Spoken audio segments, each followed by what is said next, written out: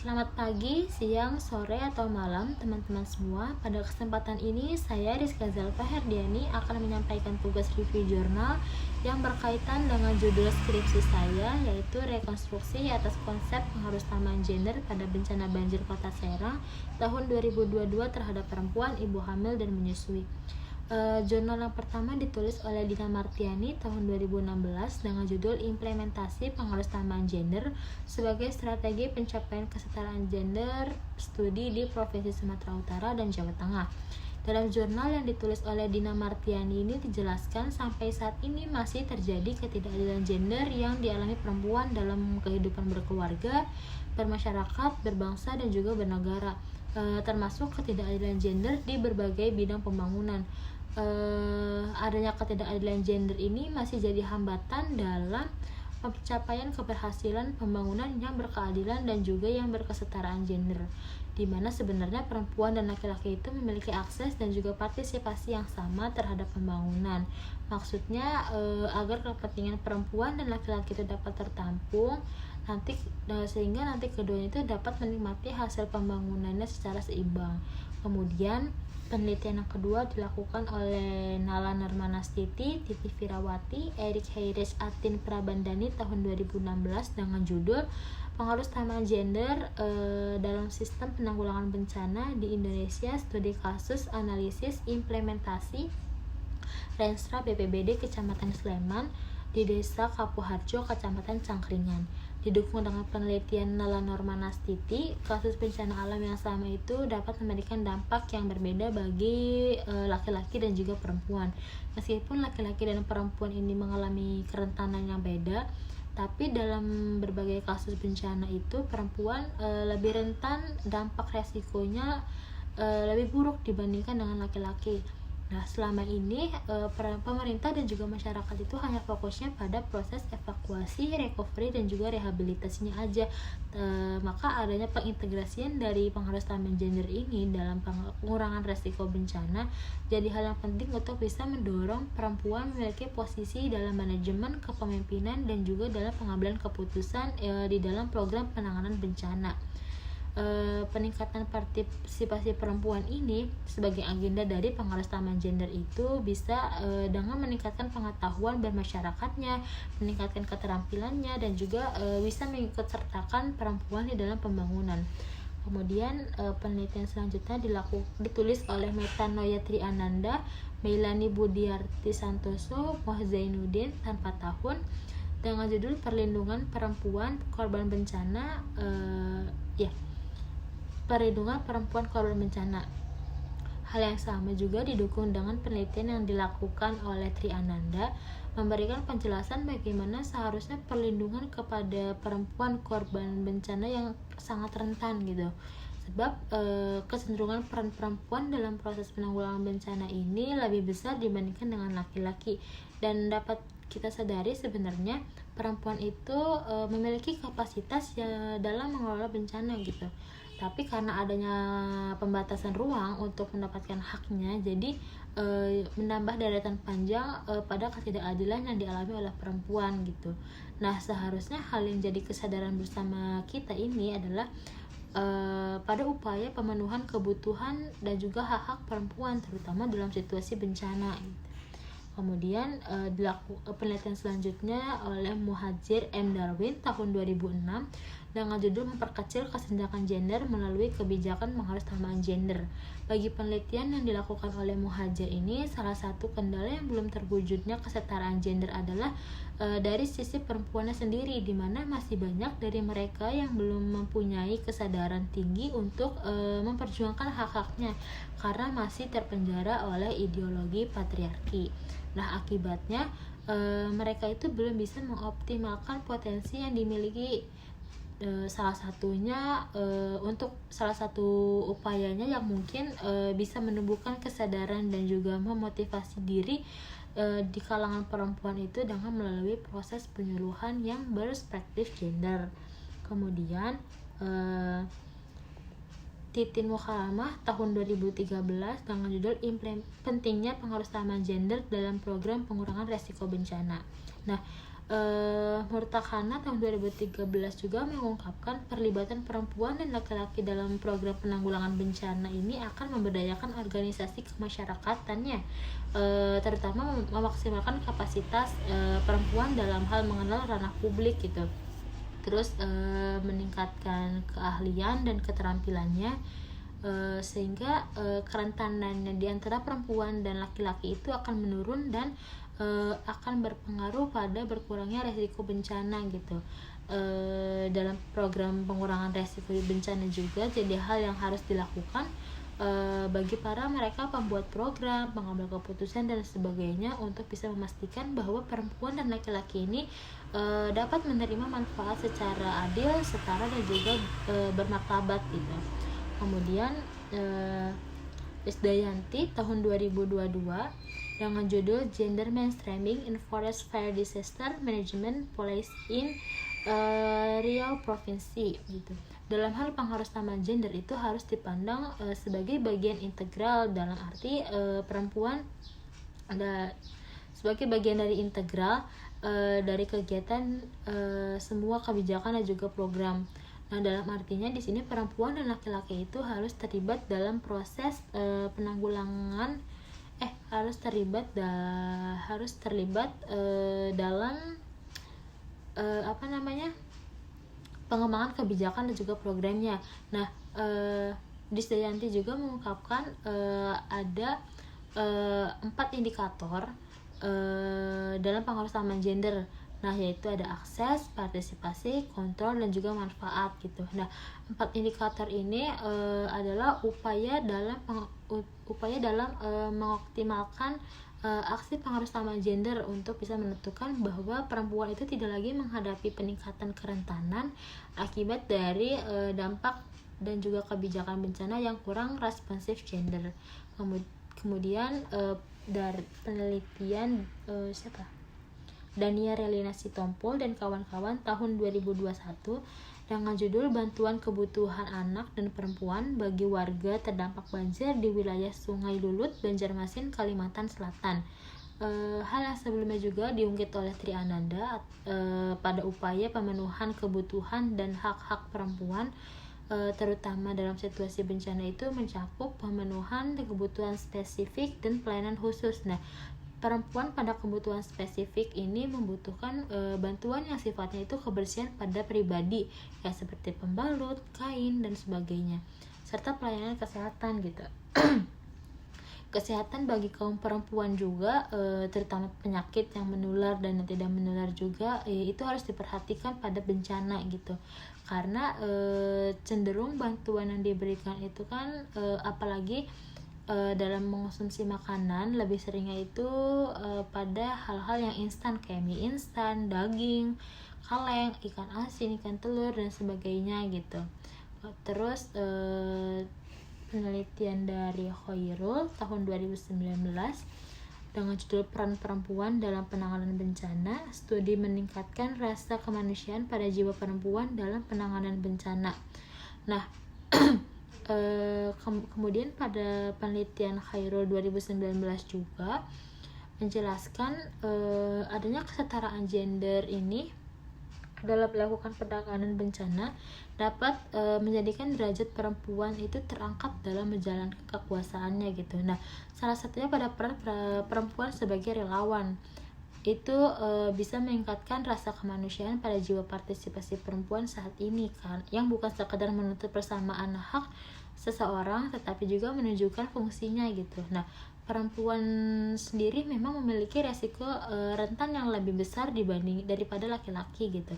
Nah, meskipun perempuan memiliki kerentanan dan juga daya tahan yang berada di bawah laki-laki, tapi tidak akan menyudutkan semangat perempuan dalam upaya melakukan penanganan korban bencana gitu. Nah, keterlibatan peran perempuan dalam penanganan bencana ini bisa memberikan kesadaran perempuan dalam memahami situasi lingkungan dan juga ancaman akan bahaya yang akan terjadi gitu. Kemudian Nima Dewi Asti tahun 2017 dengan judul Mencermati Permasalahan Gender dan Pengaruh Samaan Gender. Nah, penelitian ini itu sependapat dengan yang dilakukan oleh Dania Rania Sitompul tahun 2021 bahwa upaya pemenuhan kebutuhan dan hak-hak perempuan pada penyelenggaraan pengaruh samaan gender ini itu mencakup pemenuhan kebutuhan praktis gender dan kebutuhan strategis gender gitu. Nah, kebutuhan praktis gender itu kebutuhan yang jangka pendek seperti perbaikan pelayanan kesehatan, pelayanan lapangan kerja, penyediaan air dan sebagainya gitu. Sedangkan kebutuhan strategis gender itu yang sifatnya panjang seperti pembagian peran, pembagian kerja, upah dan sebagainya gitu. Nah, terus Enarsson dalam bukunya tahun 2009 dengan judul Women, Gender, dan Disaster. Enarsson dalam bukunya ini menyatakan bahwa proses rekonstruksi itu perlu dilakukan dalam fokus gender gitu. Dikarenakan keterlibatan perempuan yang hanya sebagai penerima sumber daya dan yang berpartisipasi dalam kegiatan gitu. Nah, dalam bukunya juga disebutkan perempuan itu lebih dominan berpartisipasi dibandingkan laki-laki dalam rekonstruksi. Tapi perempuan sendiri tetapi sebagian perempuan merasa hanya dirinya yang diuntungkan dari partisipasi tersebut, dan sebagainya lagi merasa yang diuntungkan ialah keluarga dan juga anak-anak dalam partisipasi yang mereka lakukan sebagai manfaatnya gitu.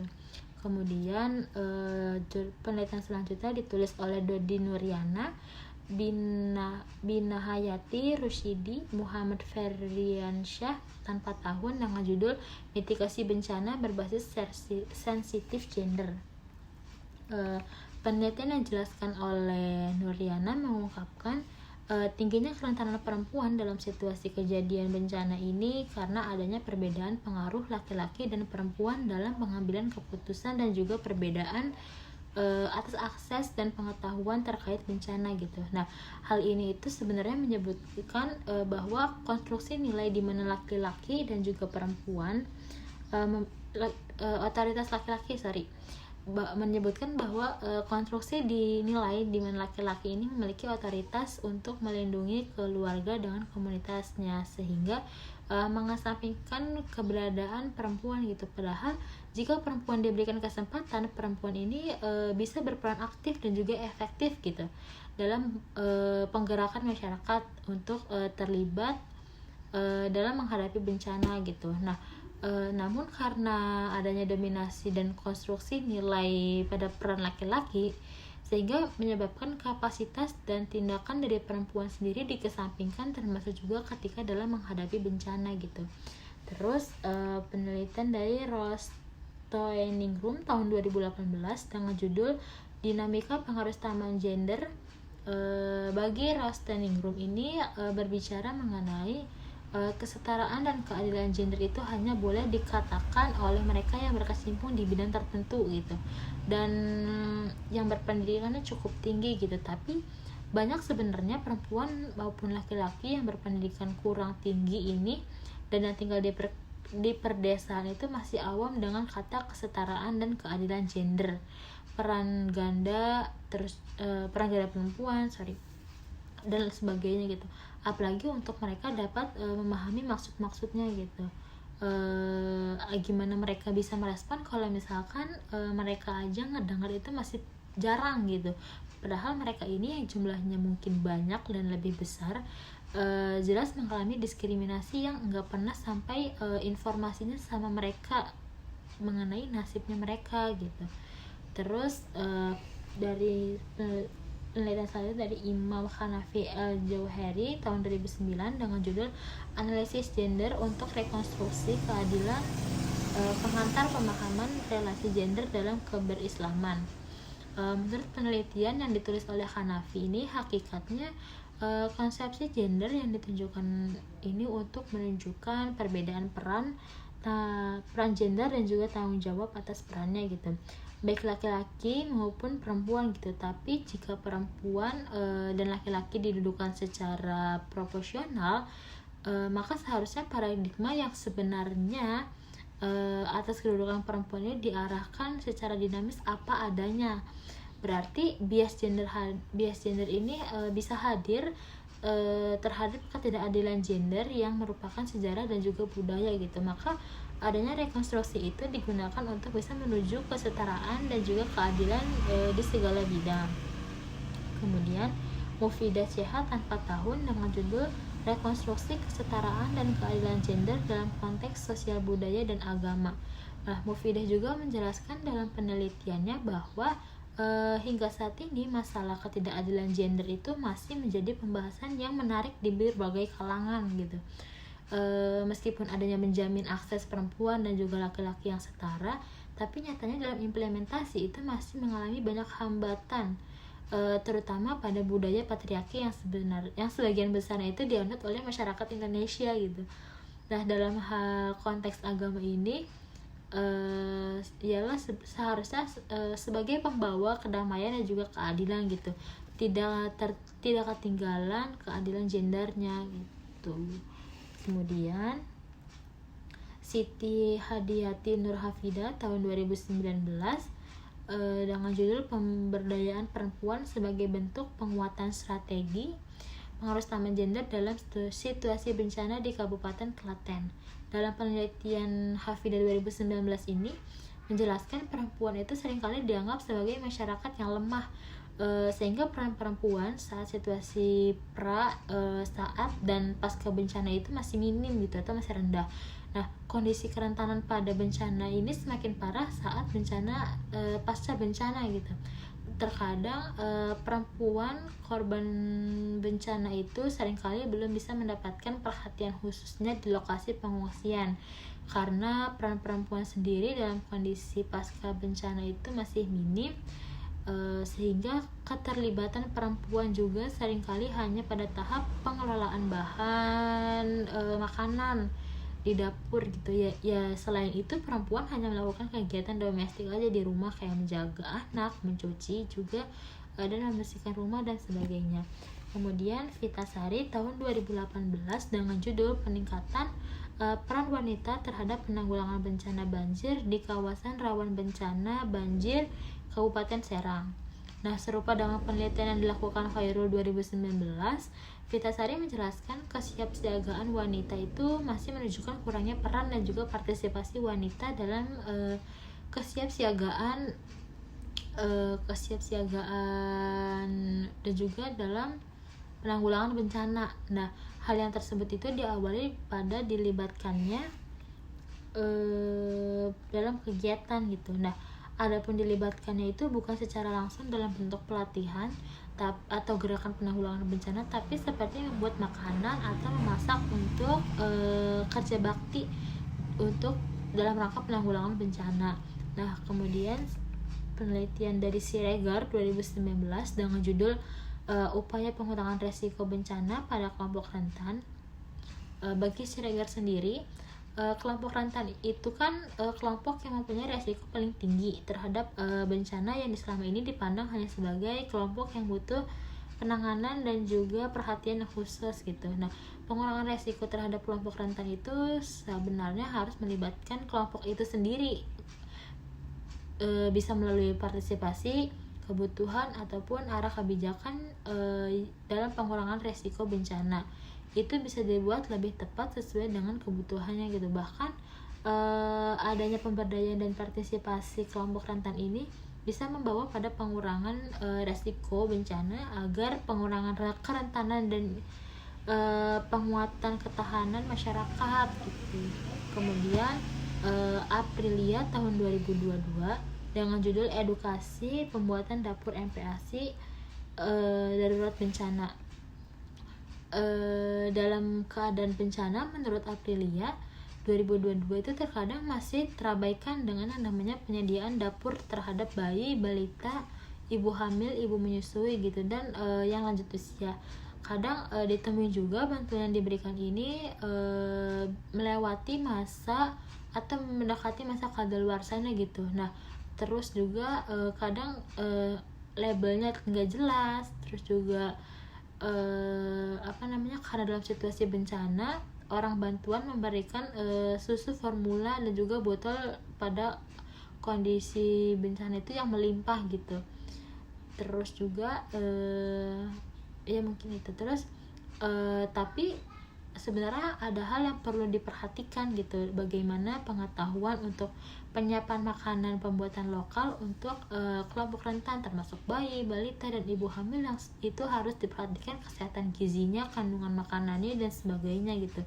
Karena kadang di situasi darurat bencana penyediaan dapur MPAS ini dibuat apa adanya dan enggak memperhatikan kesehatan gizinya gitu. Mungkin sekian review jurnal yang bisa saya sampaikan. Terima kasih, selamat pagi, selamat beraktivitas kembali.